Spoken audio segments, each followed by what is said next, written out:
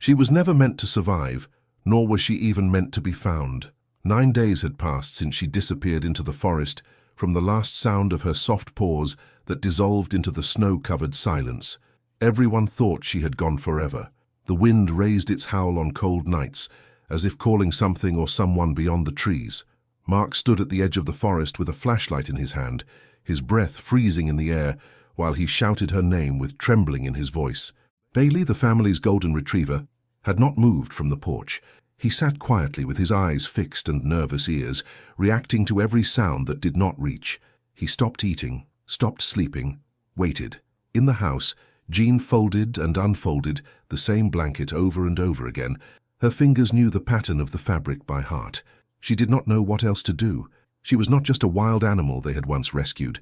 She was family. Months earlier, they had found her half dead from hunger, shivering, barely breathing in the back of their truck. A young red lynx, only 6 months old, huddled in an old jacket, found next to the remains of a snow avalanche.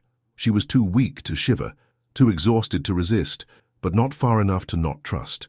She looked at them that first night with big, frightened eyes and chose to stay. They did not know if she would survive the night.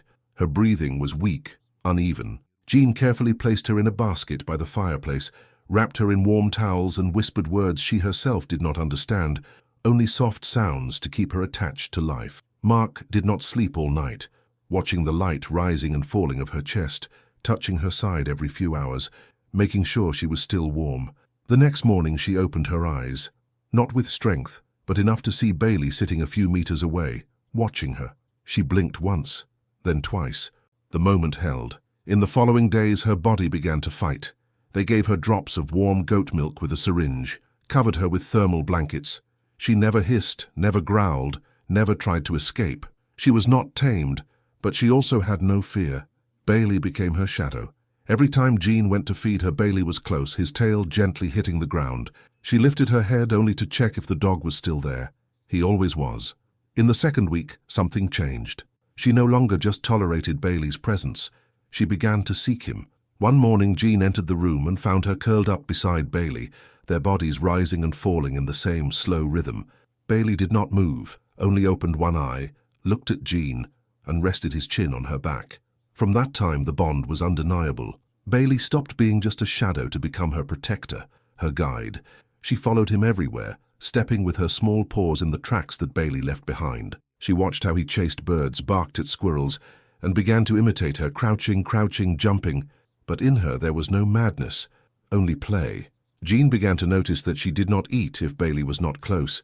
She did not rest if Bailey was not already lying down. And one night, when a storm shook the windows, she did not run to hide. She climbed on Bailey, buried her face in his soft fur, and remained there until the thunder passed. Bailey became her mother, and she, despite everything that was written in her blood, chose to be his young. With the arrival of spring, she became stronger. Her fur became thicker, muscles harder, movements more agile. But with strength also came instinct. Jean began to notice small changes. She spent more time at the edges of the yard, her gaze stopping at the forest beyond the fence.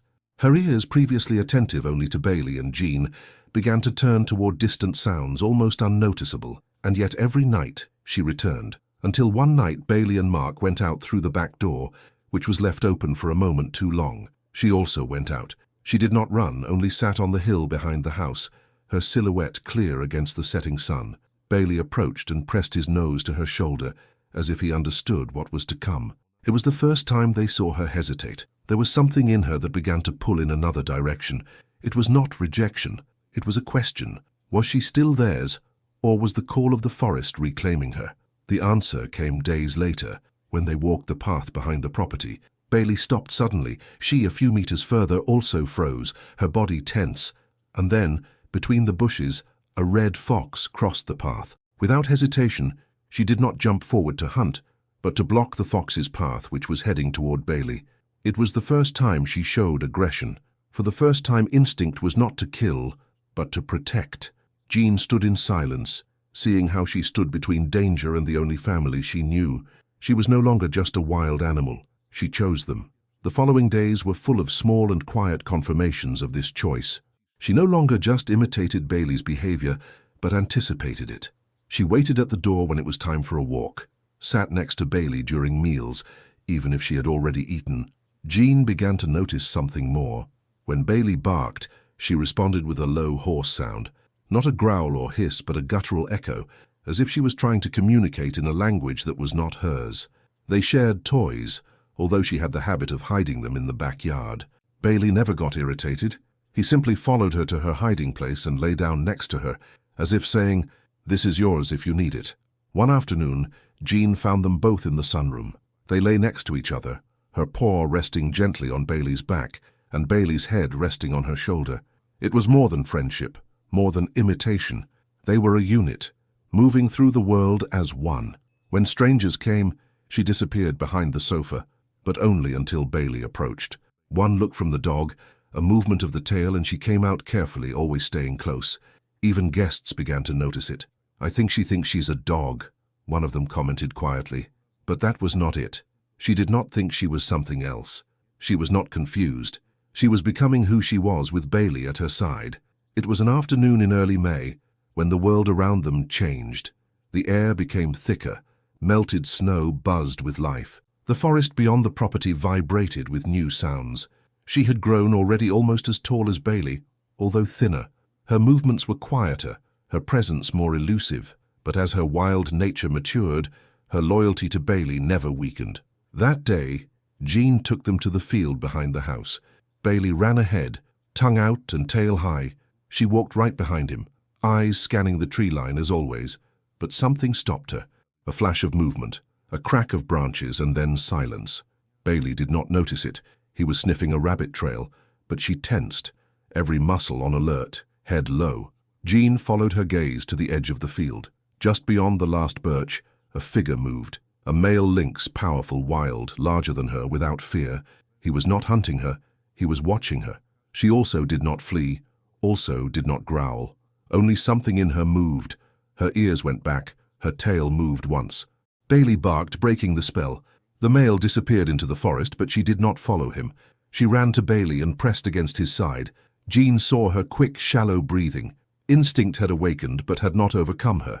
She saw who she could be and once again chose her family. That night, however, she did not sleep next to Bailey. She walked from window to window, her eyes fixed on the dark forest beyond the yard. Something in her moved, something ancient. Bailey watched her from the carpet, attentive but did not stop her. She waited. In the morning the change was undeniable. She stopped eating, avoided contact.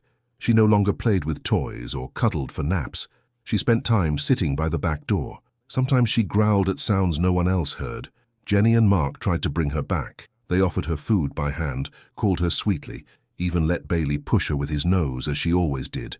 But she withdrew, not with anger or fear, but with a quiet, painful decision. She was not running away, she was deciding. For 3 days she was present, but distant.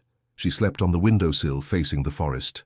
Her tail moved in her sleep, her ears never completely rested, and on the 4th morning she left. Without sound, without warning. The back door closed, the fence intact, but somehow she found a way. Bailey was the first to notice. She ran to the window, barked once, her tail stiff, her whole body in tension. Jean, trembling, found the door with claw marks. A thin trail of paws led to the edge of the forest and disappeared into the undergrowth. She left no letter, left no sign, only silence. She left, and this time it felt different. Not like accidental loss, like an ordinary walk without purpose. It felt like goodbye.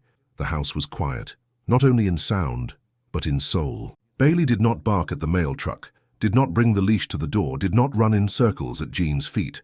He spent hours lying by the back door, motionless, with ears toward the forest, waiting for a sound that never came. Every morning Jean walked around the edge of the property, calling her by name. She installed a motion sensor camera at the farthest tree and checked the recordings every night obsessively, but the forest offered no answers. No traces, no shadows, no whisper of leaves moved by something more.